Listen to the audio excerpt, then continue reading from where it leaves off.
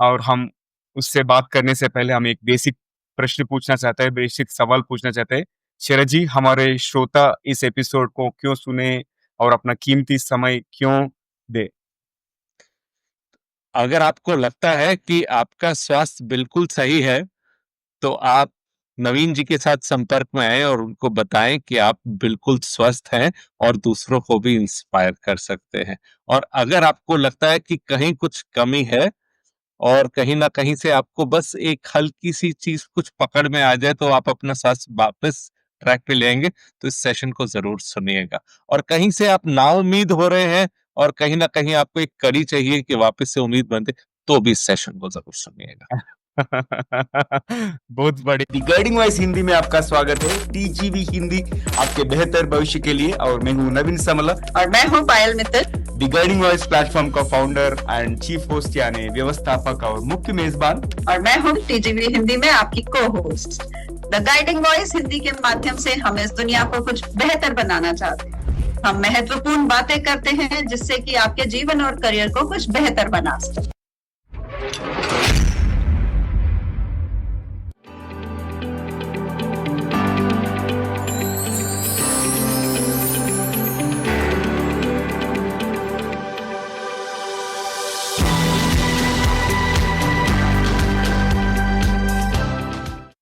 Hello, I'm Steve Ahern, one of the judges of the Asia Podcast Awards. I'm interrupting this episode to let you know that you're listening to an award-winning podcast. This podcast won its category in the 2024 Podcast Awards, so you know you're listening to quality. Enjoy your listening experience, and congratulations to the team who created this award-winning podcast for you. तो दोस्तों, आज we are starting a brand new series, और वो series का नाम है TGV स्वास्थ्य नायक बने स्वस्थ योद्धा, मतलब TGV health hero turn health warrior. हम ये सीरीज में आप सबको स्वागत करते हैं, और ये एक खास सीरीज है जो भारत की अग्रणी wellness community my crack the wellness code India के साथ मिलकर पेश की जा रही है। और इस प्रेरणादायक सीरीज में हम उन असली जिंदगी के हीरोज की कहानियां लेकर आए हैं, और जिन्होंने गंभीर स्वास्थ्य समस्याओं से जूझकर न सिर्फ अपनी जिंदगी वापस पाई, बल्कि अब दूसरों को भी प्रेरित कर रहे हैं। So that is very very inspiring. And वे कहानियां है हिम्मत, उम्मीद और इंसानी जज्बे की ताकती है। सो आज हमारे साथ पहला मेहमान शरद कामरा जी ही है, और टीजीवी हिंदी वर्चुअल स्टूडियो में। और शरद कामरा जी एक सर्टिफाइड योगा इंस्ट्रक्टर और लाइफस्टाइल कोच है, जिन्होंने अपनी जिंदगी में हेल्थ चैलेंजेस को पार करके अपना जीवन बदला, और आज वे प्रोफेशनल्स को माइंडफुलनेस, योगा और वर्कप्लेस वेलनेस के जरिए एक स्वस्थ और संतुलित जीवन जीने के लिए प्रेरित करते हैं। और Sharad ji my crack the wellness code foundation में director of program and content भी है, जहां वे आधुनिक जीवन शैली के लिए प्रभावशाली वेलनेस इनिशिएटिव्स तैयार करते हैं। और आज एक इंटरेस्टिंग अच्छी सी टॉपिक लाए हम, बिस्तर से योगा मैट तक, which means from bed to yoga mat. और शरद जी के साथ मैं इसके पहले बात कर चुका हूँ, उसका स्टोरी बहुत प्रेरणादायक है। और हम एक टॉपिक के बारे में बात करने से पहले हम उनकी दिमाग में कुछ थोड़ा गुदगुदी करेंगे। सो शरद जी, हम यादृच्छिक शब्दों का उल्लेख करेंगे, और आपके दिमाग में जो आता है आप साझा करना चाहिए, ज्यादा मत सोचना, ठीक है? नहीं नहीं, बिल्कुल नहीं। ठीक है। मेरे तरफ से पहला शब्द आ रहा है भविष्य, उज्जवल, सपना, जो सोने ना दे, जिज्ञासा, ज्ञान का बीज, धन, जेब में रखें दिमाग पर नहीं, जिंदगी, एक रहस्य, और शरद जी, मेरी तरफ आपको पहला शब्द है आविष्कार, परिवर्तन का माध्यम, एलियन, एक संभावना, नेतृत्व, वह चीज जो हर चीज को संभव बनाता है, किताब, सबसे अच्छा मित्र, दोस्त, और सफलता एक निश्चल मुस्कान से आती है। वाओ, सिंपली अमेजिंग शरद जी। बहुत बढ़िया रिस्पांस दिया आपने, और आपको पहला टीजीवी हिंदी में भी आपका स्वागत है। हमारे इस सफर में भी जुड़ने के लिए बहुत बहुत धन्यवाद। कैसे हो आप? बहुत बढ़िया, परफेक्ट। और शरद जी, सबसे पहले से शुरू करते हैं, तो आपसे जानना चाहेंगे कि आपके जीवन और करियर के बारे में आप अपना एक ब्रीफ इंट्रोडक्शन शेयर करिए हमारी ऑडियंस के साथ? मेरी अपब्रिंगिंग जो है एक बिजनेस फैमिली में हुई है इन अ स्मॉल टाउन। मेरे जो फादर थे, मेरे जो पिता थे, वो एक बहुत जानी मानी हस्ती थे उस शहर की, और बचपन में हर चीज सहज आई, बट कुछ चीजें जीवन में साथ चली। हेल्थ से रिलेटेड इश्यूज बचपन में कुछ थे, थायराइड रिलेटेड, और मुझे मेरे परिवार का बहुत जबरदस्त सपोर्ट रहा, और उसमें आगे बढ़ते बढ़ते वहाँ एजुकेशन कंप्लीट किया मैंने। अपनी शिक्षा उस शहर में ही पूरी की। उसके बाद मैं मास्टर्स के लिए मैनेजमेंट कोर्स के लिए for my MBA I came to Jaipur. Jaipur में आया, मेरी पढ़ाई हुई। I am a gold medalist, मुझे उसमें गोल्ड मेडल मिला, और समझ आया कि कहाँ पर रुचि है, किस किस तरफ बढ़ना है। और उसके बाद कुछ साल अपने बिजनेस में, फैमिली बिजनेस में मैंने बिताए। अपना एक स्टार्टअप किया, वो चला नहीं। उसके बाद एक चीज में रुचि बनी, वो थी मैनेजमेंट एजुकेशन। तो बहुत से सब्जेक्ट्स पढ़ाए मैनेजमेंट इंस्टीट्यूशंस में। ग्रेजुअली कहीं ना कहीं एक इंटरेस्ट जो था वो सॉफ्ट स्किल्स में था, तो वहां पर भी अपना अच्छा मैंने एक समय बिताया। एंटरप्रेन्योरशिप में इंटरेस्ट था, तो मैंने आई स्पेंड एक अच्छा समय मैंने एंटरप्रेन्योरशिप इकोसिस्टम बिल्डअप करने में मैंने राजस्थान में समय बिताया। I was with Wadhwani Foundation, TiE, इन दोनों के साथ मैंने काम किया है। और उसके बाद और उसके दौरान ही कुछ हेल्थ के जो भी रिलेटेड चैलेंजेस मेरे स्वास्थ्य से रिलेटेड आए। बैक में मेरे पीठ में कुछ जो इश्यूज आए, जिसके बारे में मैं आगे अभी बात करूंगा। और उसके चलते चलते बहुत कुछ हुआ, और उससे रिकवर करते करते बहुत से ऐसे इंटरेस्ट बने। स्पिरिचुअलिटी में इंटरेस्ट बना, वेलनेस में इंटरेस्ट बना, योगा में इंटरेस्ट बना, और आज आपके सामने हूँ। रोल मॉडल जैसा आप हमारे यस, सामने आए हैं। Yes, yes. ले- क्रैक द वेलनेस कोड एक प्लेटफॉर्म मिला जहां पर मुझे लगा कि मैं अपना एक प्रोफेशन में जो मुझे टर्न चाहिए था, एक चेंज चाहिए था, कि मैं उसी जगह, उसी एरिया में मैं वर्क करूं जिसमें मेरी रुचि बन चुकी है। तो वो platform crack the wellness code के माध्यम से बना। तो that's how we are meeting with each other. इसी Great. बहाने मिल रहे हैं आज। और शरद जी, आपका मार्गदर्शक स्वर मतलब गाइडिंग वॉइस कौन है? गाइडिंग वॉइस हम सबके अंदर है। एक अंतरात्मा होती है, एक अंदर की आवाज होती है। एक वो जो है, वो कभी भी आपको छोड़ नहीं सकती है। वो कभी भी आपसे झूठ नहीं बोल सकती है। वो आपको सही जगह, सही रास्ते पर लाती है। और वो जो अंदर की आवाज होती है, वो आप अगर जागी हुई है तो अंतस्प्रेरणा की भी काम करती है, कि आप किसी समय क्या फैसले करते हैं, क्या चीज चुनते हैं, नहीं चुनते हैं, वो आपकी अंतस्प्रेरणा काम करती है। और उस अंतस्प्रेरणा को बढ़ाने में योगा इज ब्यूटीफुल।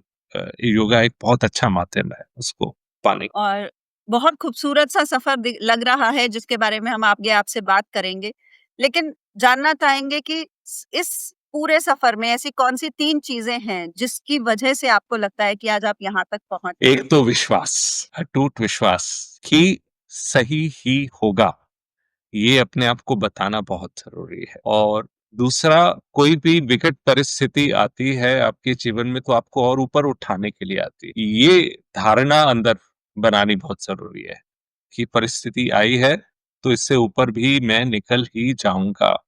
ये विश्वास बहुत जरूरी है। और तीसरी सबसे महत्वपूर्ण चीज है जो मैंने आपसे बताई, कि वो जो अंतरात्मा की आवाज की बात बताई, हम्म, अंतस वो एक ऐसा बीज है जो बाकी सब चीजों को भी जोड़ के आपको एक ट्रैक पे रखता है, सही राह पे। और शरद जी, ये बेड टू योगा मैट, बिस्तर से योगा मैट तक, इस वाक्य का आपके व्यक्तिगत रूप में उसका मतलब क्या है?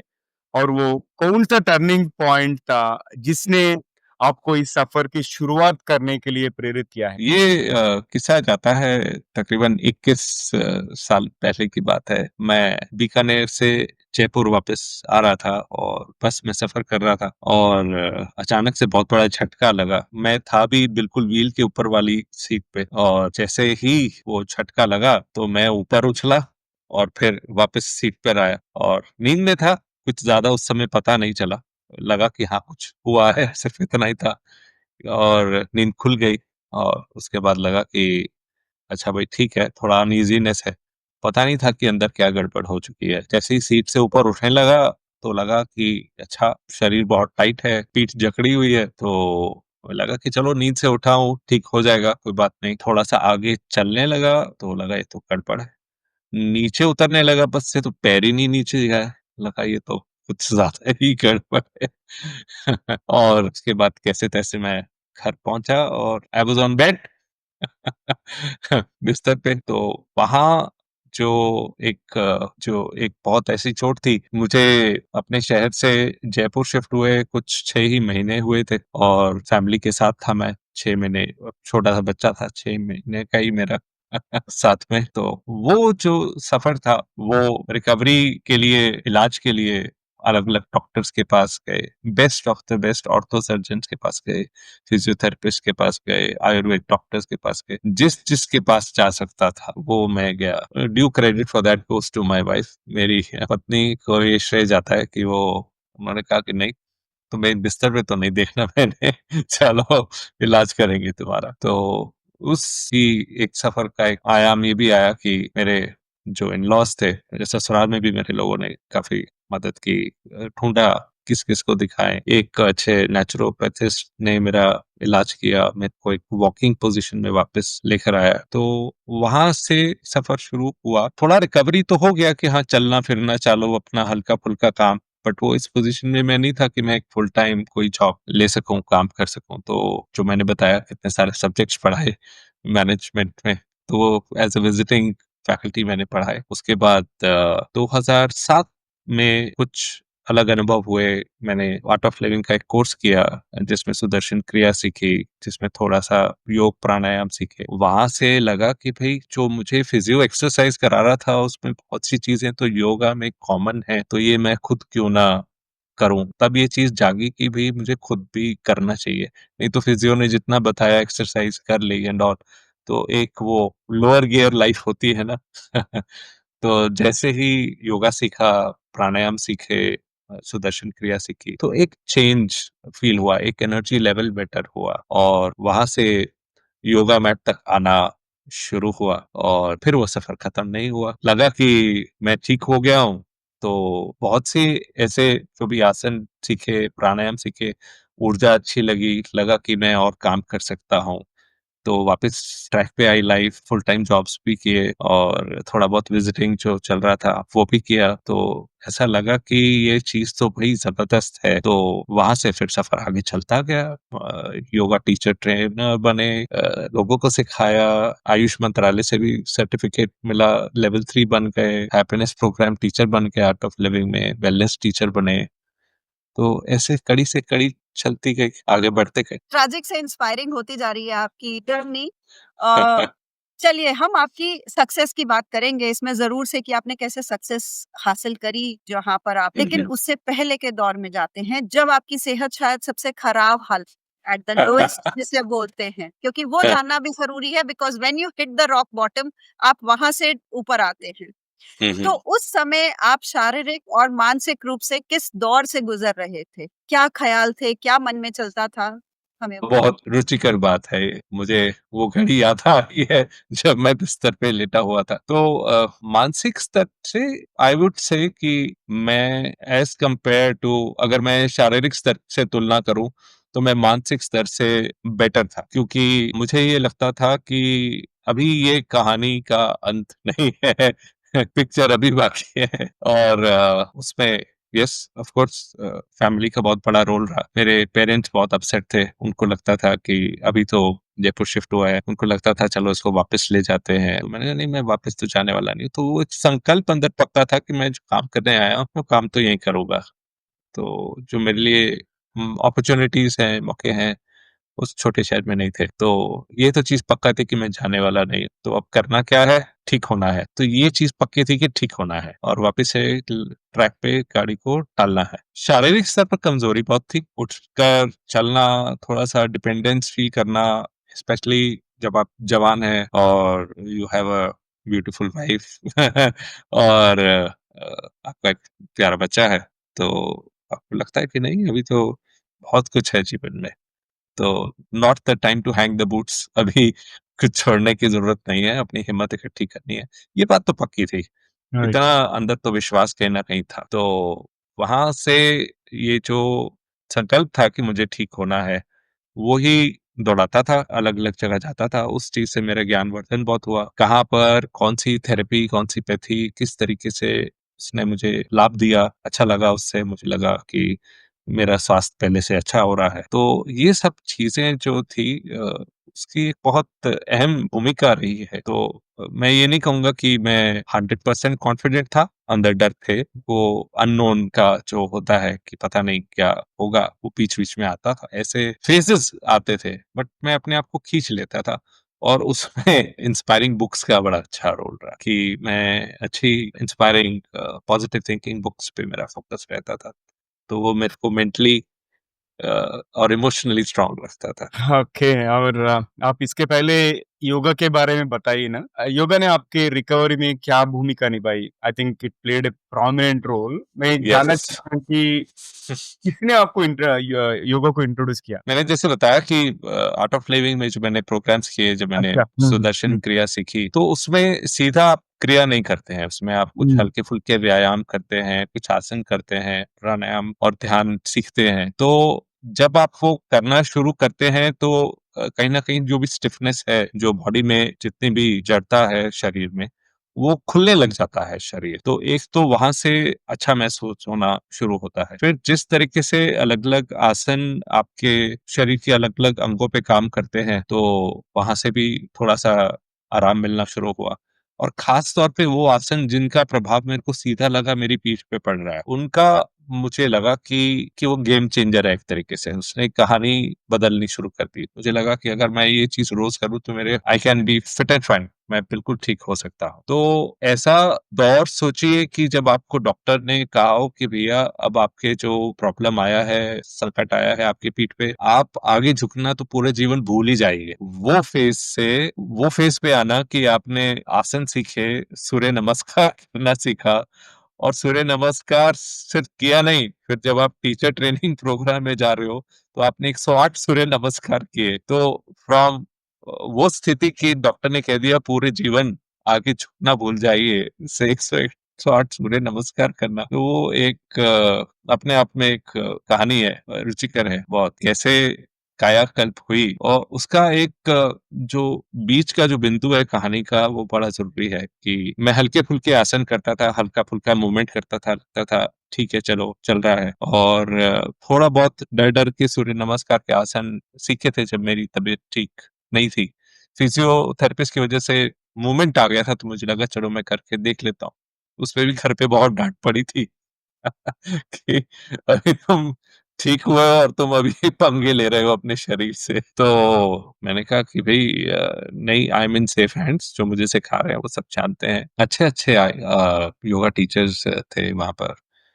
कुछ उनमें से बाय प्रोफेशन डॉक्टर भी थे, कुछ शरीर की अच्छे से समझ थी, कुछ बहुत समय से योग सिखा रहे थे। तो उनमें से किसी एक टीचर जो थे मेरे बड़े नज़दीकी हैं वो अब, तो उन्होंने कहा कि शरद भैया आप मेरे साथ आज थोड़ी देर आसन करिए। अच्छा भाई ठीक है, पहुँच गए हम। अब वहाँ पर उन्होंने नहीं कहा था कि वो सूर्य नमस्कार कराने वाले हैं, तो मैंने देखा कि ये शुरू कर रहे तो मैं तो एक बार डर गया। मैंने कहा कि आपसे जितना हो आप ना करना, आप डरना नहीं, आप ज़रूरी नहीं कि अपने आप को स्ट्रेस में लाना है, स्ट्रेनुअस सिचुएशन जो वहाँ पर आपको लगे कि दिक्कत है, आप मत करिएगा, आप शुरू करिए। मैं जैसे करता गया, मेरा शरीर मेरे को और कुछ ना कुछ थोड़ी-थोड़ी शक्ति देता गया और वो मंत्र उच्चारण के साथ जो चल रहा था सूर्य नमस्कार का, तो वो कहीं न कहीं वो अंदर प्रभाव कर रहा था और फिज़िकल लेवल पे भी और मेंटल एंड इमोशनल लेवल पे भी। तो धीरे-धीरे, धीरे-धीरे ग्रिप आई वहाँ से और मुझे लगा कि अगर मैं ये कर सकता हूँ, तो फिर मैं बहुत कुछ कर सकता हूँ। तो एक विश्वास लगा कि हाँ, पर मैंने बहुत कंट्रोल, बहुत सोचते समय थे, बहुत अपने आराम से अपनी गति में उस दिन किया और लगा कि मुझे बहुत ज़्यादा अच्छा लगा। मुझे लगा कि और उस समय नहीं इतना पता चला कि मेरे को इतना अच्छा लग रहा है, पर जब वो पूरे दिन मेरी ऊर्जा बहुत अच्छी रही, तो मुझे लगा कि एक ऐसी चीज़ है जो मुझे अपनी रोज की जो मेरी प्राणायाम, आसन, ध्यान, साधना जो भी है मेरी सुदर्शन क्रिया प्रैक्टिस है, उसके साथ मुझे ये ज़रूर जोड़। तो वो किया, उसके अलावा भी कुछ ऐसे आसन थे जैसे पद्म साधना करके एक सीरीज़ है आसना की जो सिखाई जाती है आर्ट ऑफ लिविंग में, वो मैंने की। तो वो ज़्यादातर लाइंग डाउन में है। लाइंग ऑन द बैक, और पीठ के बल और पेट के बल, ज्यादातर वही है, कुछ बैठ के हैं। तो मुझे लगा एक बड़ा अच्छा यूनिक कॉम्बिनेशन बन रहा है कि हल्के फुल्के व्यायाम करके फिर आपने सूर्य नमस्कार कर लिया, फिर आपने लेट कर आपने आसन कर लिए, और फिर आपने सुदर्शन क्रिया कर ली। तो ऐसे लगता था कि पूरे दिन की ऊर्जा मिल गई। ऑफ कोर्स आपको लगेगा कि हाँ, एक अच्छा खासा समय दिन में सुबह निकालना जरूरी है, बट अगर उससे आपका जीवन इतना परिवर्तित हो सकता है तो फिर उसके साथ कॉम्प्रोमाइज नहीं होना चाहिए। तो बस वो कड़ी थी जो मेरे को, जिसको कहते हैं, तटस्थ कर दिया। हाँ, बस अब ये ट्रैक छोड़ना नहीं है। और आपने अपनी आपने जो बताया उसमें आपने बिल्कुल प्रोमिनेंटली जोर दिया है सूर्य नमस्कार, समझूं इस बात, लेकिन उसके साथ में प्राणायाम या वेलनेस की और कौन सी ऐसी प्रैक्टिस थी जो आपने इस हीलिंग जर्नी में साथ में करी और जिससे आपको फर्क लगा? आप कितने बजे उठते हैं, आप कितने बजे सोते हैं, आप अपना खाना कितना खाते हैं, कितने बजे खाते हैं, कितने गैप में खाते हैं, और क्या खाते हैं। और कितने बार कहते हैं?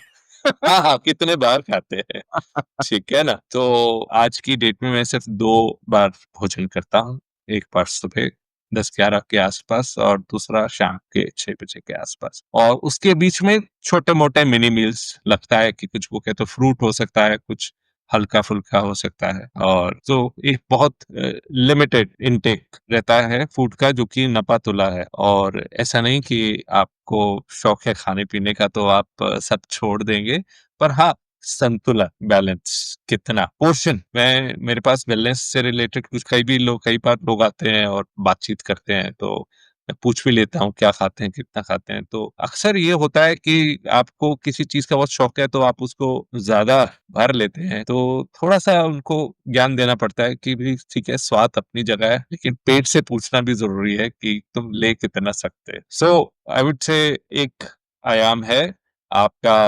जो फिजिकल मेंटल, जो मॉर्निंग का बिगनिंग का रूटीन है वो, और आपका डाइट एंड न्यूट्रिशन, ये दोनों बहुत जरूरी है। और आपका ओवरऑल लाइफस्टाइल, आप कितने बजे उठ रहे हो, कितने बजे सो रहे हो, दिन में आपका हल्का फुल्का कितना फिजिकल एक्टिविटी है, कितनी बार आप बाहर निकलते हो, फ्रेश ऑक्सीजन लेते हो, ये बहुत जरूरी चीजें हैं। और पॉजिटिव अपने आप से बात सकारात्मक अपने आप से बात करना बहुत जरूरी, ठीक है ना।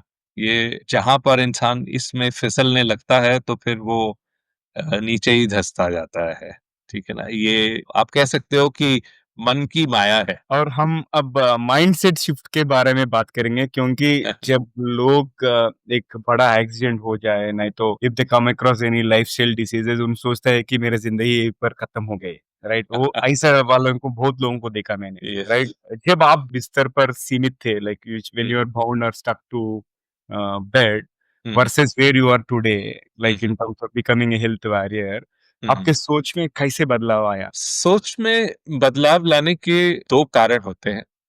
एक होता है कि आपको लगता है कि और कोई रास्ता है ही नहीं, इसको तो ठीक करना ही है, और दूसरा ये आपने ही करना है, किसी और से नहीं होने वाला है, ठीक है ना। ये दोनों बातें बहुत जरूरी है। और तीसरा, जो कि मेरे को, क्योंकि काफी समय मैंने स्पिरिचुअलिटी में स्पेंड किया, कुछ स्पिरिचुअल डिस्कोर्सेस किए, काफी कुछ सीखा, समझा, तो एक चीज तो समझ आ गई कि ये विश्वास से चलना बहुत जरूरी है कि एक शक्ति है जो हमेशा साथ है। You got to have that faith, उस चीज के अंदर विश्वास होना बहुत जरूरी है। तो ये विश्वास कि मेरे साथ एक बहुत बड़ी शक्ति है, मेरे अंदर है वो शक्ति, ये चीज अपने आप को बारी बारी बतानी बहुत जरूरी है कि आपके आसपास के हालात आपसे बड़े नहीं है, आप उनसे बड़े हैं। ये बहुत जरूरी बात है। और ये चाहे आपकी फिजिकल सिचुएशन जैसे भी है, आपकी शारीरिक, लेकिन अगर आप मानसिक स्तर पर अपने से सही बातचीत कर रहे हैं, तो आपको, जब आपका जो मानसिक स्तर है वो सही है, तो आपका शरीर अगर ठीक नहीं है तो आप उसको खींच के ठीक कर लो। लेकिन अगर आप मन से कमजोर हो गए, चाहे आपके शरीर जितना भी हुष्ट पुष्ट हो, चाहे आपके 6 पैक एब्स हो, इट इज नथिंग, वो किसी काम के नहीं है, ठीक है ना। तो एक एक सशक्त मन जो है वो एक कमजोर शरीर को भी खींच के उससे काम करा सकता है। लेकिन अगर मन कमजोर है तो जितना मर्जी बाहुबली शरीर हो, इसका कोई फायदा नहीं। तो ये चीज मुझे समझ आ गई थी in after couple of courses in art of living, that the most important thing is mind. जो आपका मन है वो सबसे बड़ी जरूरी चीज है। उसको जितना ज्यादा आप ताकतवर बनाएंगे उतना अच्छा है, और उसके लिए ही ये सब है। अक्सर लोग इस चीज को कंफ्यूज करते हैं कि योग शारीरिक स्तर पे होता है। योगा शारीरिक स्तर पे नहीं, योगा सबसे पहले मानसिक स्तर पे होता है। जितने भी हम आसन, प्राणायाम, ध्यान जितना कुछ करते हैं, उसका सबसे पहले जो स्तर है वो मानसिक स्तर पे उसका प्रभाव पड़ता है, और फिर उसका शरीर पे आता है उसका असर। तो ये चीज तो कहीं ना कहीं अंदर थी, होपलेसनेस थी कि हाँ, ये कब तक चलेगा, ये कब तक ठीक होगा, क्योंकि आपका एक परिवार है, आपने उसको पालना है, फाइनेंशियल रिस्पॉन्सिबिलिटीज हैं आपकी, और आप कुछ सोच कर आए हैं एक शहर छोड़ के दूसरे में। आप इसलिए तो नहीं आए कि आप वापस निर्भर रहे अपने परिवारजनों पे, अपने पेरेंट्स पे या इन लॉज पे। तो आप कर रहे हैं तो अपने लिए कुछ अच्छा ही आए हैं। तो वो जज्बा तो था, पर कहीं ना कहीं एक मायूसी थी। पर वो मायूसी जाती रही after learning, you can say, जितना कुछ हमने सीखा, योग, आसन, प्राणायाम, ध्यान, सुदर्शन क्रिया। इसके बाद ट्रैक बन गया, और धीरे धीरे सीखा। एकदम नहीं सीखा, खाने पीने का बहुत शौक रहा है मुझे तो एकदम नहीं सीखा, पर धीरे धीरे सीखा कि खाने पीने का ध्यान। तो शरद जी, आपने ना मेरे अगले क्वेश्चन का आंसर पहले ही दे दिया, लेकिन फिर भी मैं आपसे ये चीज पूछूंगी कि निश्चित रूप से आपने ये बताया कि अब नहीं हो पाएगा, तो आपने वहां पर मेंटल स्ट्रेंथ की बात करी। यहाँ पर मैं सिर्फ एक चीज जानना चाहूंगी कि उस वक्त क्या चीज थी जो आपको आगे बढ़ने का हौसला दे, और कोई ऐसा शब्द या वाक्य जो आपने अपने मोटो जैसा बना लिया हो, या जिसको आप रिपीटेडली माइंड में बोलते हो, जिसने आपको हौसला दिया, वो share. It can be a little spiritual, थोड़ा स्पिरिचुअल हो सकता है, वो आध्यात्मिक लग सकता है आपको, पर एक अंदर वो, जैसे मैंने आपको बात करी अंतरात्मा की आवाज, अंतस्फरणा, तो ये हमेशा से अंदर था कि कुछ खास करने के लिए मैं आया हूँ।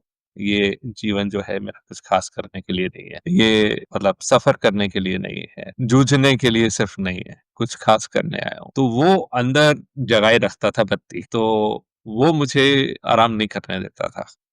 वो कहता था कि नहीं, ठीक होना है। ये बारी-बारी चीज़ आती थी मेरे अंदर। तो इसने किया, और दूसरी बात जो मैंने पहले भी अपनी बात के बीच में कही थी, वो ये है कि आपके आस-पास जो भी समस्याएँ हैं, जो भी परिस्थितियाँ हैं, वो आपसे बड़ी नहीं हैं। आप परिस्थितियों से बड़े हैं।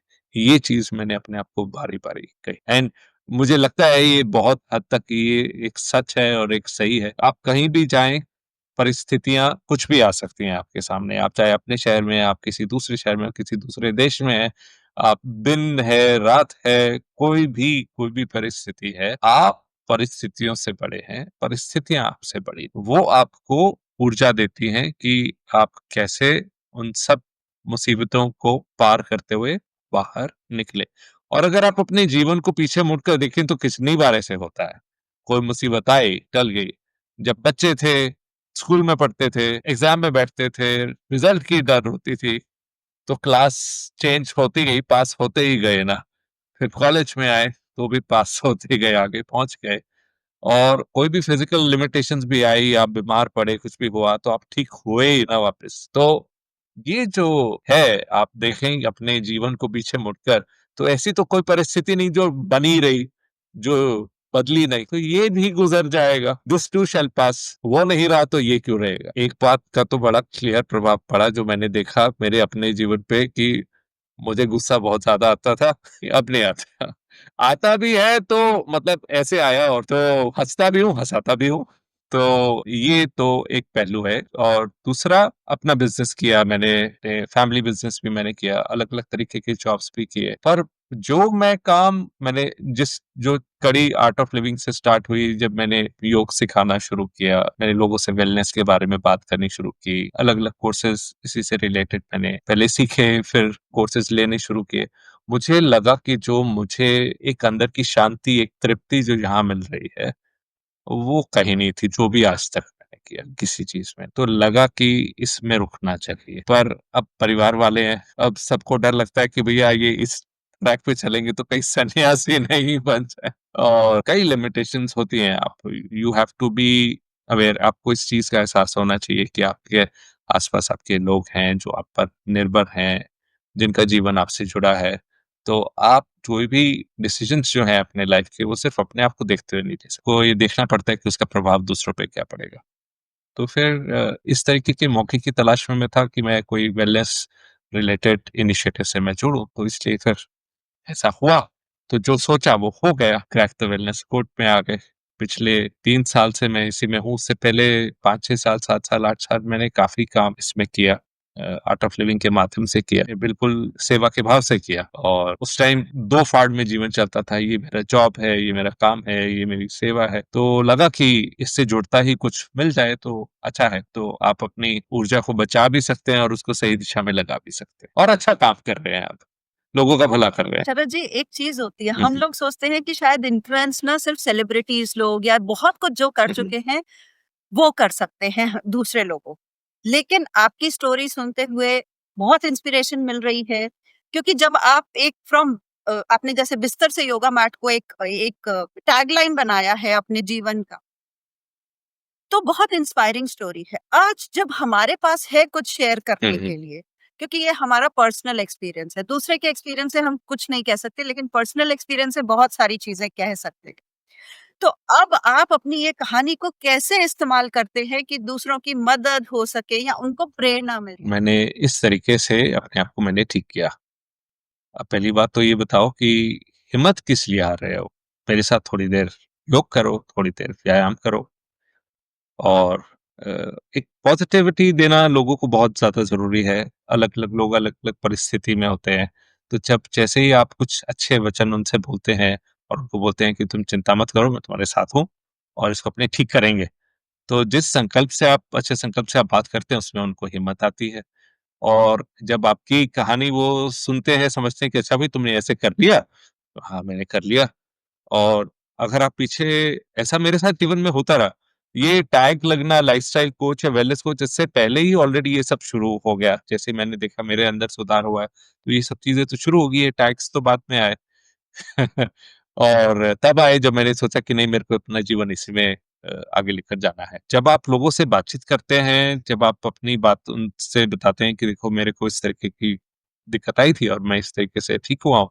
मेरे को ये योग, ये प्राणायाम, इन व्यायाम से बहुत लाभ मिला, तुम एक बार करके देखो। कई केसेस होते हैं, कुछ लोग कहते हैं कि मेरे को डॉक्टर ने सर्जरी कह दी थी। मैंने कहा भाई मुझे भी कही थी सर्जरी कि भैया करवा लो, तो मैंने तो नहीं करवाई। मैं ये नहीं कह रहा कि तुम बिल्कुल मत कराना, तुम्हारी अपनी कंडीशन क्या है तुम देखो। लेकिन उसके साथ-साथ ये देखो कि उस अवस्था में जाने से पहले, सर्जरी पे जाने से पहले क्या तुम्हारे पास कुछ और ऑप्शंस हैं? पहले वो देख तो लो, और हो सकता है उसमें तुम्हारे को नुकसान ही हो, ज़्यादा से ज़्यादा क्या है?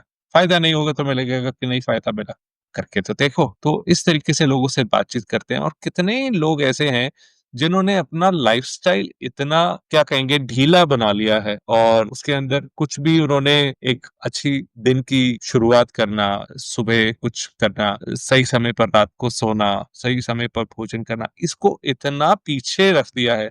इसको अपने जीवन में जो स्थान देना चाहिए नहीं दिया। हम बात करते हैं पहला सुख निरोगी काया, दूजा सुख घर में हो माया। अब वो दूजा सुख को पहला सुख बना देते हैं, और पहले को दूजा बनाते हैं, तो फिर सफर करते हैं, परेशानी में आते हैं। तो अभी मैं दुकानदार हूँ, मेरी तो इतने बजे दुकान में रात को बढ़ाता हूँ, तो फिर मैं उठता भी लेट हूँ, मेरा खाना भी इतना लेट होता है। भैया ये परिस्थिति तो तुम नहीं बदल सकते, पर तुम कितने बजे खाना खा सकते हो ये तो बदल सकते हो, ठीक है ना? तुम कितने बजे सोते हो जाकर, इसको बिल्कुल, तो बदल बिल्कुल। सकते हो। तुम सुबह कितने बजे उठ सकते हो, इसको बदल सकते हो। तो जो बदल सकते हो वो बदलो। दूसरी बात, ये किसने कहा दुकान पे कि तुमने बैठना ही है? अब अकेले तो सिर्फ दुकान नहीं चला रहे हो, इतना तो तुमने साल इतना परिश्रम किया है, कुछ 2-4 लोग तुमने दुकान में रखे होंगे, तो अपना थोड़ा-सा समय चुराओ, थोड़ा-सा वॉक कर कर आओ, थोड़ा-सा खड़े हो, थोड़े से स्ट्रेचेज़ करो। इसके लिए तो किसी ने रोक नहीं लगाई। यही बात ऑफ़िस में जो लोग चाहते हैं उनके लिए भी अप्लाई होती है। तो अभी पीछे जैसे वर्कप्लेस प्रोग्राम्स के अलग एक, यहाँ पर एक बहुत लीडिंग बैक ऑफ़िस है, वहाँ पर जाकर उनको कहा कि भैया एक 20 मिनट का ब्रेक लेते हैं और देखते हैं कि क्या कुछ बदलता है। तो 5-10 मिनट का उनको स्ट्रेचेज़ कराए, 5-10 मिनट बैठ के उनको हल्का-सा ब्रीथिंग और उसके बाद मेडिटेशन कराया, एंड उनका एक्सपीरियंस ऐसा, कहते हैं ऐसे लग रहा है कि जैसे हम पूरी एक अच्छी नींद ले ली हमने रात की, हमें इतना फ्रेश लग रहा है। कभी देखो कितना सा समय चुराना है तुम्हारे को दिन में। ऐसे तुम फ़ोन पकड़ के बैठे रहोगे और स्क्रॉलिंग करते रहोगे, कुछ ना कुछ देखते रहोगे, चिट-चैट करते रहोगे, थोड़ा खुद का स्वास्थ्य लाभ सोच लो। फील तो हो रहा है, हाँ, जकड़ा नारी शरीर में इतनी देर से बैठे हैं, तो चलो खड़े हो जाओ, थोड़ा सा खींच लो, थोड़ा सा चल लो। ये एक बहुत बड़ी दुविधा है। जो काउच पोटैटोस बन जाते हैं लोग, वे बैठे ही रहते हैं, उठते नहीं है। आप देखेंगे कि उनको सबसे ज्यादा समस्या आती है पीठ की, और दूसरी उनको समस्या आती है आंखों की, ठीक है ना, क्योंकि लगातार स्क्रीन से करना, उसके बाद कोई एक्सरसाइज नहीं, कोई मोशन नहीं, कुछ नहीं, और उसके साथ जुड़ जाती है ये चीज जो हमारा मोबाइल। डिटैच्ड लिम्ब बोलता हूँ मैं। तो हम इन चीजों का जो हमारी जीवन में जो रोल है, उसको तो हम खत्म तो कर नहीं सकते, पर रेगुलेट कर सकते हैं। Right. कि अब जरूरी थोड़ी ना कि मैं हर मिनट देखो मेरे व्हाट्सएप में क्या मैसेज आया, भाई किसको इमरजेंसी कॉल कर लेगा। और एक बार आप लोगों को आदत डाल दो कि आप कब कॉल अटेंड करते हो, कब मैसेज का रिप्लाई करते हो, मैं बता रहा हूँ ये चीज सॉर्टेड आउट। और अपने काम में आप अपना शरीर लेकर जा रहे हो, अपना मन लेकर जा रहे हो, अपना एक स्वास्थ्य लेकर जा रहे हो। ये स्वास्थ्य आपके साथ नहीं है तो आप काम भी नहीं कर पाओगे। तो स्वास्थ्य हुआ ना सबसे पहले जरूरी। बस कुछ लोग जाग जाते हैं, Yeah. बहुत से लोग नहीं जागते, वो ठोकर खा के सीखते हैं। दुविधा यही है कि लोग पहले नहीं संभलते, गिरने के बाद ही संभलना चाहते हैं। हाँ, ये तो कभी-कभी वंडर जैसा लगता है मुझे, like why can't we learn Yeah. From others mistakes, right? We can be हम प्रोएक्टिव हाँ। बन सकते हैं। और हाँ, मेरा तरफ से दूसरा सवाल मिथ्स के बारे में बात करेंगे। लोगों के मन में रिकवरी या वेलनेस सफर शुरू करने को लेकर कौन-कौन से गलतफ़हमियाँ मतलब मिथ तक होती है और आप उन्हें कैसे दूर करेंगे? बिकॉज़ आपका जर्नी एक लाइव एग्ज़ाम्पल है, नथिंग इज़ इम्पॉसिबल। जो धारणाएं बनती हैं, जो मिथ्स डेवलप होते हैं, वो over a period of time बनते हैं और आसानी से छूटते नहीं हैं लोगों के। और जैसे अभी मैंने बातचीत की कि लोग अपने आप को बदलना ही नहीं चाहते हैं, उनको लगता है कि इससे क्या हो जाएगा। तो पहली बात तो ये कि जब तक आपने चीज अनुभव में नहीं, तो उसके ऊपर अभिप्राय नहीं बनाना चाहिए कि ये तो ऐसा है, ये तो काम की नहीं, जजमेंटल नहीं होना चाहिए। सबसे बड़ा मिथ है कि जितना जियो अच्छा जियो। अब भैया आपको क्या पता आप कितना जीने वाले हो? अगर आपने लंबा जीना है तो उसके लिए आपका स्वास्थ्य कैसा है, तो आपको उसके लिए काम करना जरूरी है। आजकल एक बहुत इंपॉर्टेंट कॉन्सेप्ट की बात होती है हेल्दी एजिंग की, कि पहले भारत में बहुत सी जो डेथ्स है 50-60 की उम्र में हो जाती थी, 65 की उम्र में हो जाती थी, लोग लंबा नहीं जीते थे, ऐसा भी था। और कुछ लोगों का स्वास्थ्य ऐसा भी होता था कि 90-100 साल भी जी जाते। पर जो बीमारियां जिनको ग्रसित करती थी, वो 60 की उम्र के आसपास ऐसे लगते थे कि बहुत बुजुर्ग हो गए और ये जाने वाले। तो वो जीवन शैली की वजह से वो जो बीमारियां उनके अंदर आई, उसका उन्होंने ध्यान नहीं रखा, जो भी कारण होगा। पर कुछ लोग ऐसे भी हैं कि उनको परेशानियां आ रही हैं और वो जिए जा रहे हैं और बिस्तर पे ही हैं। ऐसा जीने से अच्छा तो फिर यही है ना कि आप सही समय पर जागरूक हों और अपने स्वास्थ्य पे अगर आप काम करते तो आपकी ये परिस्थिति नहीं होती। होती भी तो भी आपके अंदर शरीर में इतनी ऊर्जा होती कि आप उसको झेल पाते। तो अपने शारीरिक ऊर्जा पे काम करना, अपने मानसिक ऊर्जा पे काम करना, कैसी भी परिस्थिति हो, ये आपको बाहर निकाल सकता। तो कितना जीना है आपको नहीं पता, तो भाई जितना जीना है ऐश से जिएंगे, ये एक गलत धारणा है। दूसरी है जो आपके खाने पीने से रिलेटेड है। वो खाने पीने से रिलेटेड कि कुछ भी खा लो, क्या फर्क पड़ता है। तो पर सही बात तो ये है कि जैसा अन्न वैसा मन। आपके जो आप खाते हैं उसका पहले आपके मन पे प्रभाव पड़ता है, फिर आपके शरीर पे प्रभाव पड़ता है। तो ये जो कुछ भी खा लेने की है, इससे क्या फर्क पड़ता है। तो ये दो बड़े जरूरी पहलू हैं जो मुझे लगता है कि जीवन में लोगों को बदलने की बहुत ज्यादा जरूरत है। आज का जो पर्यावरण है, जिस तरीके के खान पान है, उसके साथ अपनी जीवन शैली को सही करना बहुत जरूरी है। नहीं तो हम रोज जो पढ़ते हैं अखबारों में, न्यूज में सुनते हैं, और हम diabetes capital of the world बन गए हैं। हम one of the top cases जो है, नंबर ऑफ केसेस कैंसर के हमारे यहाँ है, हार्ट इश्यूज हमारे यहाँ। तो कहीं ना कहीं तो जीवन शैली में परिवर्तन की जरूरत है, नहीं तो ये आंकड़े कहाँ से आ रहे हैं। शरद जी, एक चीज मैं आपसे पूछना चाहूंगी कि जब कोई रॉक बॉटम हिट करता है तो एक स्टेप, सिर्फ पहला स्टेप क्या होना चाहिए?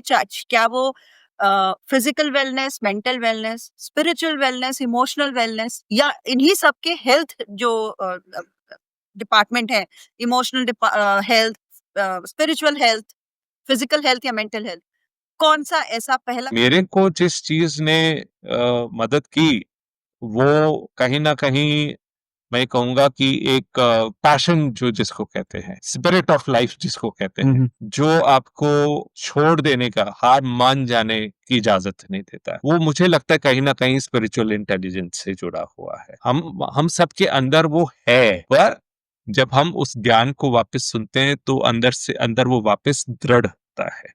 तो सबसे पहले तो मैं ये कहूंगा कि स्पिरिचुअल इंटेलिजेंस है। स्पिरिचुअल को रिलीजन से नहीं जोड़ के देखना है इसको सिर्फ एक इंटरनल जो आपका स्पिरिट है उस नजर से देखना है इसको, कि there is a force inside. लोग अक्सर अलग अलग धारणाओं में पड़ जाते हैं कि हाँ ये तो धार्मिक बात कर रहे हैं। The god is within us, भगवान जो है वो हमारे अंदर ही है और इसी प्रेरणा से ही चलना चाहिए। और आपके पास कोई लक्ष्य है, जो आपको विचार आता है कि मुझे ये करना है, वो कहाँ से आ रहा है? वो उसी स्पिरिचुअल इंटेलिजेंस से वो विचार आ रहा है कि ये काम करना है। मेरे को पिछले कुछ समय से अलग अलग लोग हिट कर रहे हैं कि नवीन जी ने भी हिट किया, when the English session was getting recorded you should write a book on it. And you won't believe, आप विश्वास नहीं करेंगे कि मैं पिछले महीने में कम से कम 60 लोगों से बात सुन चुका हूँ कि अब आपको किताब लिखनी चाहिए। तो universe is giving and the universe is inside. वो जो हम ब्रह्मांड की बात करते हैं, ब्रह्मांड हमारे अंदर समाया है और वो सिर्फ ये आई थिंक थोड़ा स्पिरिचुअल हो जाएगा, sorry you want to cut it, you can cut it but we are discussing and it's coming out naturally from me. ऐसा कहा जाता है कि एक बहुत बड़ा ब्रह्मांड बाहर जो आप देख रहे हैं और एक उससे भी बड़ा ब्रह्मांड आपके अंदर है। तो जो भी शक्ति है निहित वो आपके अंदर ही है एंड आप एक कारण है, आप एक कारण शरीर है जिसकी वजह से आप इस धरती पे हैं और आप एक काम कर रहे हैं, वो आप काम करके ही जाएंगे, उसके बिना आप जा भी नहीं पाएंगे। तो आप मुझे समझ लीजिए कि मैं कितने लोगों के जीवन में समझ लो जामन बन के गया। बिल्कुल। एक्सलेंट। और ये बहुत बढ़िया और मजेदार बातचीत हो रहा है अब तक, और एपिसोड में थोड़ा और मसाला ऐड करके और थोड़ा एक्साइटमेंट बढ़ाने का समय आ चुका है कि हम दूसरा रैपिड फायर राउंड खोलने का, अगर आप तैयार है हम शुरू करेंगे। ठीक है, मेरे तरफ से पहला बुलेट आ रहा है कि यदि आपके पास कहीं भी एक बहुत विशाल, मतलब एक जाइगेंटिक बिलबोर्ड है, इस पर कुछ भी हो, तो आप क्या कहेंगे? आप क्या लिखना चाहोगे उधर? तो मैं लिखना चाहूंगा, जिंदगी जिंदा दिली का नाम है, मुर्दा दिल क्या खाक जिया करते हैं। सिर्फ एक लाइन इसको एक्सप्लेन करने के लिए, जिंदगी जिंदा दिली का नाम है, मुर्दा दिल क्या खाक जिया करते हैं। ये मेरे को इतनी अच्छी लगती है ये लाइन। मैं इसको जब डिकोड करता हूँ मेरे को एक ही चीज समझ आती है कि हम अपने अपने छोटे छोटे जीवन को पकड़ के चलते रहते हैं। जीवन बहुत विशाल है और हम छोटी छोटी समस्याओं में फंसे रहते हैं, दिल बड़ा नहीं करते हैं। देने के लिए भी दिल बड़ा होना चाहिए, ठीक है ना? और जिनका दिल देने के लिए बहुत बड़ा होता है, तो ऐसे आपको महसूस होगा कि आप अंदर आपके बहुत कुछ फैल रहा है। आप लार्जर देन लाइफ आपकी इमेज बनती है, खुद के लिए भी बनती है, फैमिली के लिए भी बनती है, सोसाइटी के लिए भी बनती है। आप अच्छा नाम भी कमाते हैं, अच्छा काम भी आपको मिलता है। तो ये बहुत जरूरी है कि जिंदगी को जिंदा दिली से जिए। Thank you so much. I wish to say here. और आगे चलते हैं, आपसे पूछना चाहेंगे कि अगर आपको किसी सेलिब्रिटी को डेट करना होगा तो वो कौन होगा और क्यों?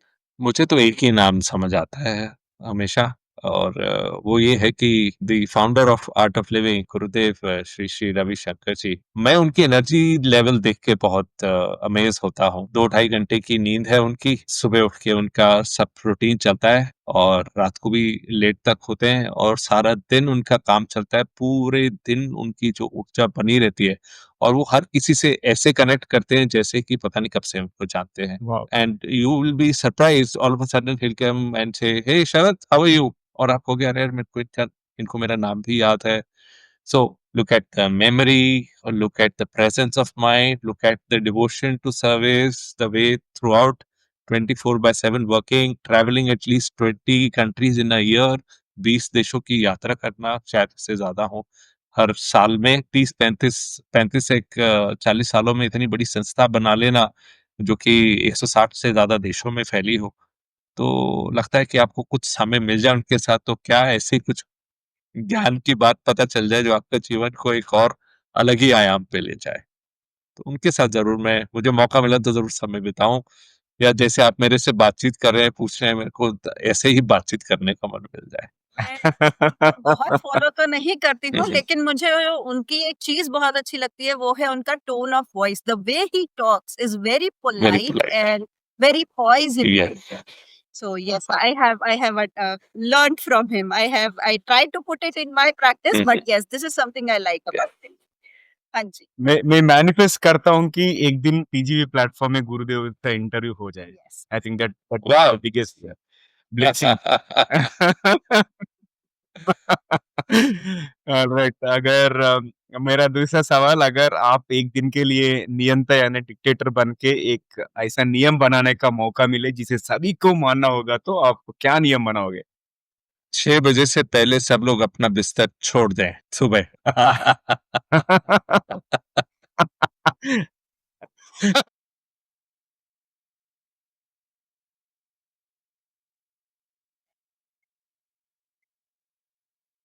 I can repeatedly give the likes to it. Yes. हम लोग सनराइज देखना, हम लोग तो भूल गए सनराइज होता कैसे है। Yes. Slowly getting there, slowly तो गेटिंग देयर। 6 बजे से पहले हाँ। उठना बहुत जरूरी है हम सबके लिए। आपके और घर छोड़कर बाहर निकलना, फ्रेश ऑक्सीजन लेना, जो भी कुछ आपको मिलने वाला है, this entire existence that we are in, जो भी हमारा पूरा अस्तित्व है, ये सूर्य की रोशनी पे निर्भर है। ये हमारे दिनचर्या पे निर्भर है, दिनचर्या सूरज पे फिर निर्भर है। ठीक है ना? तो अगर उसको अनुभव में सुबह नहीं लेंगे, तो आप जो आपकी अपनी खुद की अंदर की ऊर्जा है उससे जुड़ नहीं पाएंगे। ये बहुत एक जरूरी हिस्सा है जो बहुत से लोग इस समय इग्नोर कर रहे हैं और समझ नहीं पा रहे हैं। उन लोगों के लिए मुझे थोड़ा सा कई बार अफसोस भी होता है जो कॉल सेंटर्स में नाइट शिफ्ट्स में होते हैं। उनके लिए चैलेंज भी होता है, रात सोने के लिए होती है और उनको जागना पड़ता है। तो इस जीवन शैली का, ठीक है, यंग एज के अंदर कुछ साल आपने काम इस तरीके से कर लिया, अपनी करियर ग्रोथ को एक ट्रैक देने के लिए कर लिया, लेकिन उसको, उस तरीके की जीवन शैली को आप पूरे जीवन में तो लेकर चल नहीं पाएंगे। उसके आपके अपने दुष्प्रभाव हैं आपके जीवन पे। बहुत ज्यादा जरूरी है सही समय पर सुबह उठना और अपनी दिनचर्या, ये एज अ डिक्टेटर मैं करना चाहूंगा। Nobody should escape.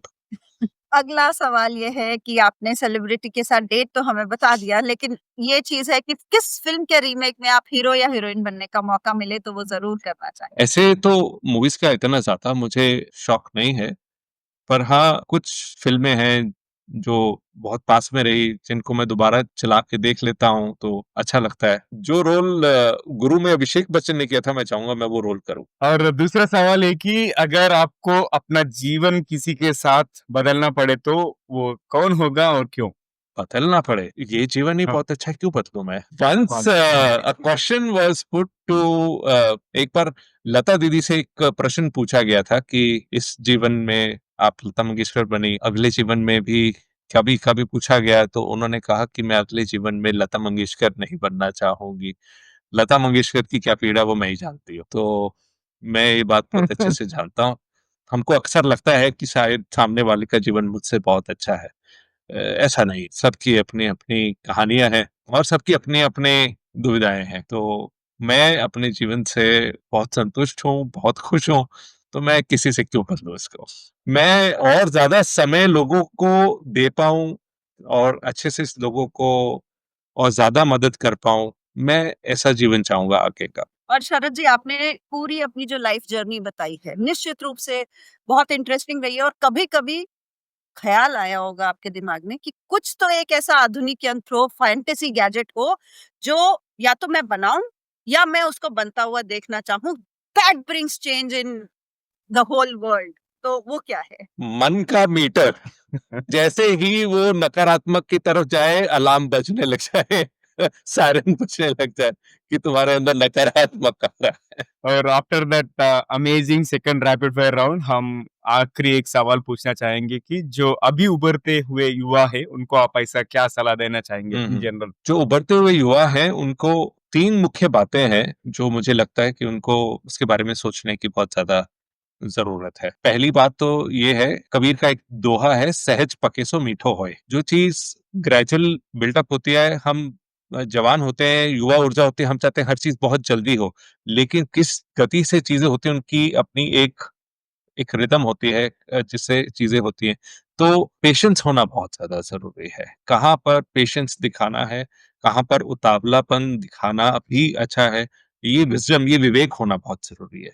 तो विवेकशील बनिए कि दूसरा ये बड़ी ज़रूरी बात है कि आप व्यसन जो है आजकल बहुत एडिक्शंस जो हैं बहुत कॉमन इश्यू है अमंग्स्ट यंगस्टर्स, किसी भी चीज़ का व्यसन होगा। मैं कैजुअल ड्रिंकिंग, कैजुअल पार्टीज़, मैं कैजुअल चीज़ों की बात नहीं कर रहा हूँ, बट लत लगने की बात कर रहा हूँ बहुत स्पेसिफिकली।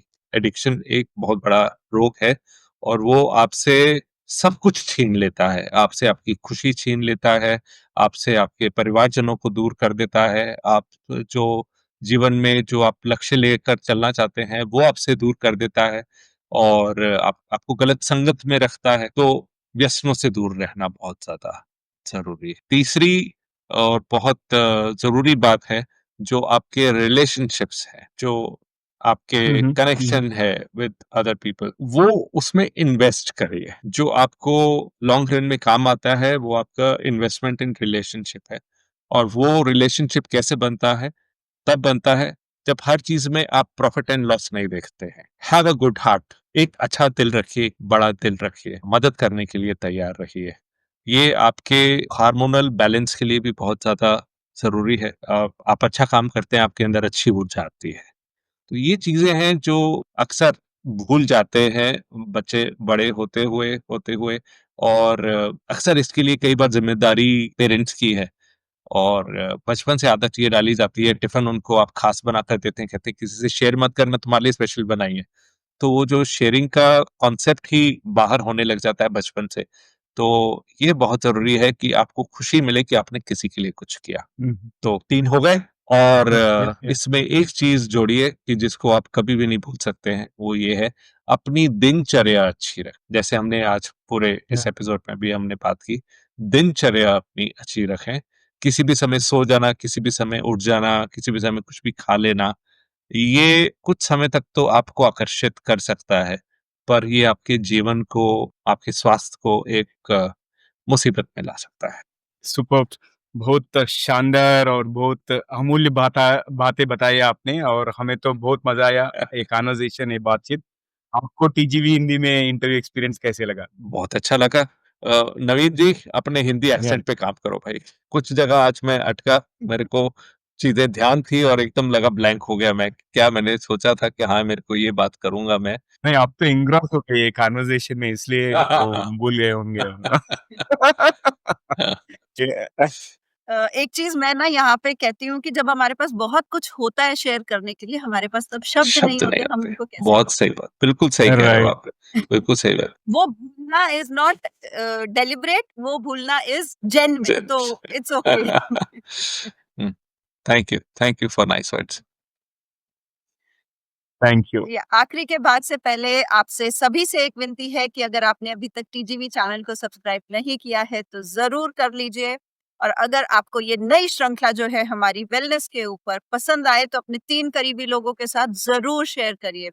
हम इसमें अच्छे और नए नए गेस्ट विद न्यू अपनी स्टोरीज के साथ में लाते रहेंगे आप सभी के लिए, और उन्हें भी इससे कोई फायदा हो या उन्हें भी कोई इसमें से एक बात पसंद आए तो सुनते रहिए टीजी। तो दोस्तों, आप सुनते हैं आज का ट्रिविया और आज हम प्रस्तुत करते हैं आज ट्रिविया ट्रिविया सेक्शन में कुछ मशहूर लोगों के बारे में जिन्होंने गंभीर स्वास्थ्य समस्याओं को सामना किया और शानदार तरीके से रिकवरी की। और उसमें लिस्ट में पहला आता है लांस आर्मस्ट्रांग, और उन्हें स्टेज 3 टेस्टिकुलर कैंसर हुआ था जो उनके फेफड़ों और दिमाग तक फैल गया था। लेकिन उन्होंने पूरी तरह से रिकवरी की और लगातार 7 बार Tour de France cycling race जीती है। बाद में डोपिंग के वजह से उनका टाइटल छीन लिए गए, लेकिन उनकी रिकवरी आज भी प्रेरणादायक है। That is what we have to get inspired from. और दूसरा व्यक्ति है, इसके बारे में बात करेंगे, शरण स्टोन। 2001 में उन्हें बहुत बड़ा स्ट्रोक आया था। उस दौरान उन्होंने अपनी याददाश्त बोलने की क्षमता और शरीर पर कंट्रोल खो दिया था, लेकिन उन्होंने बहुत दर्द सहकर हिम्मत से अपनी जिंदगी और करियर को दोबारा खड़ा किया, which means she was instrumental in terms of recovering herself. इतना जो भी रेजिलियंस उन्होंने डेमोन्स्ट्रेट किए वो बहुत डिटर्मिनेशन के साथ हुआ था, राइट? ओवर टू यू पायल। और आज की जनरेशन के लिए हम 2 नाम और ऐसे लेकर आ रहे हैं जिनसे शायद वो बेटर कनेक्ट कर पाएंगे कि परेशानियां सबके लाइफ में आती हैं, लेकिन उनसे जूझ के कैसे वापस खड़ा हुआ जाता है। पहला नाम है सेलेना गोमेज का। लूपस नाम की बीमारी से लड़ते हुए कीमोथेरेपी करवाई उन्होंने और अपनी सबसे अच्छी दोस्त से किडनी ट्रांसप्लांट भी हुआ उनका। अब वो मेंटल और फिजिकल हेल्थ के बारे में अवेयरनेस प्रोग्राम चलाती। और दूसरा नाम है निक जोनास। 13 साल की उम्र में उन्हें टाइप 1 डायबिटीज डायग्नोज करी गई। तब उनकी हालत बहुत ज्यादा नाजुक थी, लेकिन उन्होंने न सिर्फ खुद को संभाला बल्कि अपनी डायबिटीज अवेयरनेस के लिए वो आज काम कर रहे हैं और ग्लोबल स्टेज परफॉर्मेंस भी देते हैं। ऑलराइट, और यहीं पर समाप्त करते हैं आज का ट्रिविया और आज का एपिसोड। तो दोस्तों, टीजीवी हिंदी में ट्यून करने के लिए बहुत बहुत धन्यवाद। अगर आपको कोई प्रतिक्रिया यानी कोई सजेशंस है या अगर आप किसी को हमारे मेहमान करके बुलाना चाहे तो हमें जरूर ईमेल करें। हमारा ईमेल एड्रेस tgvhindi@gmail.com। मैं फिर से रिपीट करता हूँ, tgvhindi@gmail.com। और मैं हूँ नवीन सामला, आपकी हमसफर। यही उम्मीद है कि हमारे ये कोशिश कई लोगों के जिंदगी में कुछ अमूल्य बातें पहुंचाए। तो अगले बार तक एक लिए नमस्ते और धन्यवाद। तो दोस्तों, सुनते रहिए, देखते रहिए टीजीवी हिंदी। टीजीवी हिंदी आपके बेहतर भविष्य के लिए। फिर से दूसरे एपिसोड में और एक मेहमान के साथ मिलेंगे। जब तक take care, love you all, bye bye.